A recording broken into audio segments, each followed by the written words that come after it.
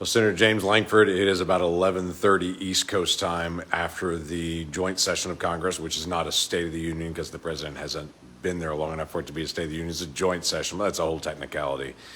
It was a pretty powerful speech in many ways. I would tell you some emotional moments on it and obviously some challenges towards a vision for the future of who America is going to be and how we're going to be. It was a lot about national security, obviously a lot about the border. The president talked a lot about the border during the campaign. He talked a lot about the border tonight, and he should have in many ways because he was saying out loud clearly, we have made tremendous changes at the border by implementing the policies and the laws that we already had on it. He didn't give this particular example, but I've said it over and over again. Last week, we had one day less than 200 people even tried to cross our southern border. A year and a half ago, we had 12,000 people a day that were illegally crossing our border. 12,000 a day. Last week, it was less than 200 a day even attempting, and those 200 were arrested, and they're in the process of deportation. So radical difference.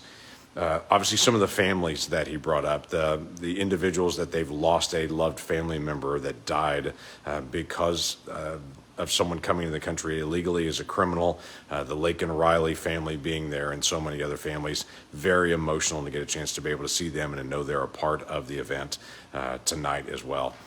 Talked a lot about law enforcement, and he had one of the members of the Border Patrol that was there that had been literally shot at by cartels that helped save his partner on it.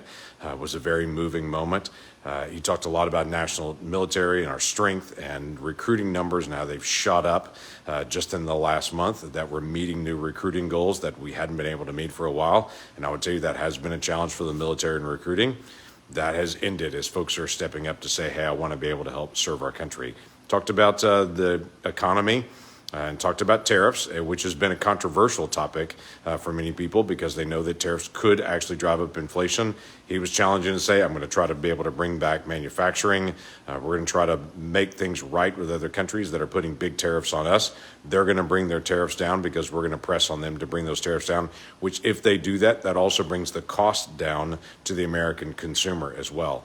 So this is going to be a bit of a push between countries to say, we don't want to tariff you, but we also don't want to have to live under your tariffs as well.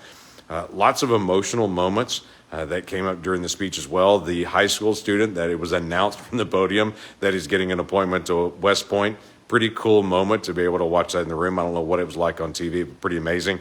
But the moment really in the room that was pretty remarkable was the young man DJ, that's the brain cancer survivor who has gone to all these different police departments to be an honorary police officer, that the president declared him as a special agent for the Secret Service. That was such a cool moment in the room to be able to watch that young kid hug the Secret Service leadership and just the excitement of that moment for him and the recognition. And I can't imagine the journey that he has been on dealing with brain cancer and all the challenges that he has faced.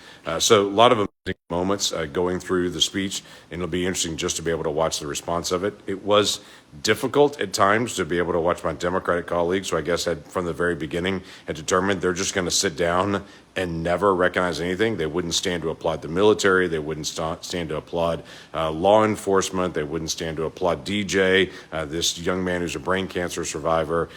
It was just remarkable that they had just determined no matter what Trump says, I'm opposed to, even if it's things the vast number of Americans are supportive of.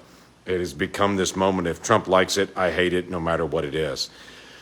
I understand there are differences. I understand there's a difference of delivery, and there's difference in style, and there's difference even in content. There's a reason we have two different political parties on it, but there's some things that should actually unite us. And hopefully we can get a chance to be able to work through this and get to a point that we can actually be united.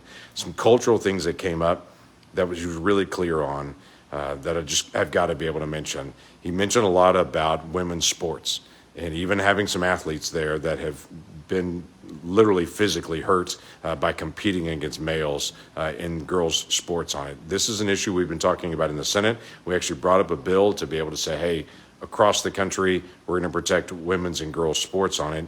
That was literally voted against in the Senate by every single Democrat voted against that. Now, I don't understand that because this is a Title IX issue. This is a protection of women's sports, men's sports, to be able to make sure that that's equal competition and people can thrive. My daughters were in cross country and in track.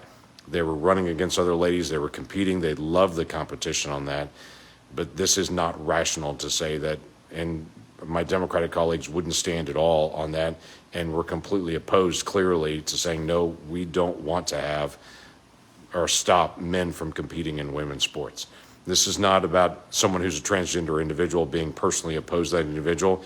Want to be able to be respectful of individuals and the choices that they make, but that doesn't mean they get the right to be able to step into another sport and to be able to dominate that as well. So we'll work through this as a country, but obviously the president made a pretty clear statement. This is going to end. This is not going to be there for the next 4 years. And we as a country need to be able to talk about this more, quite frankly, as Europe has already gone through this and has determined, hey, this is not the direction that we're going to go. America now has our moment to be able to talk about it and say, where are we going as a country?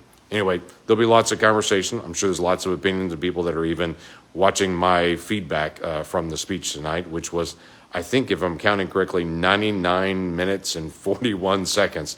Talk about close to 100 minutes of a speech. That's pretty remarkable to be able to have a speech that long.